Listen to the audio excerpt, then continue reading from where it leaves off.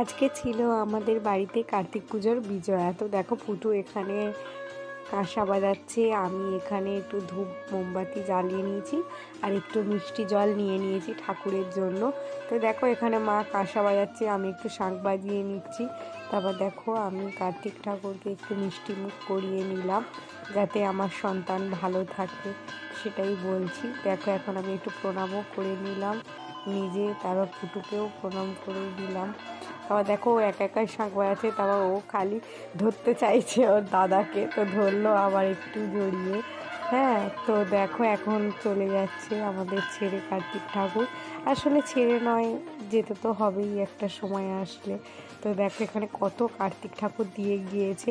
তোমরা অনেকেই জানো বদ্রীনাথে কত ঠাকুর থাকে সারি সারি।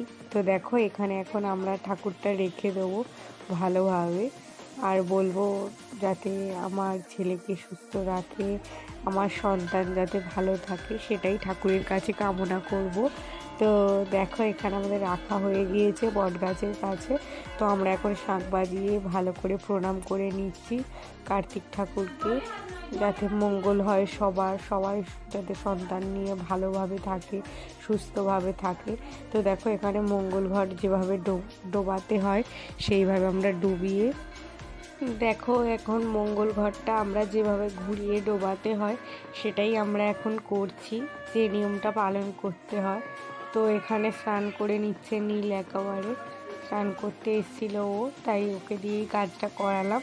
তো দেখো আমরা এখানে এসছি, তো বাবার কাছে প্রণাম করব না একটু। তারপর দেখো কৃষিবও এখানে বাবা ভোলানাথকে প্রণাম করে নিচ্ছে ভালোভাবে। হ্যাঁ, তারপর আমরা একটু ঘন্টা বাজিয়ে নিলাম বাবার কাছে, যে আমরা বাবার কাছে এসেছি তার জন্য। পর মঙ্গল ঘটে শান্তি জল ভরে বাড়ি চলে আসলাম। টাটা।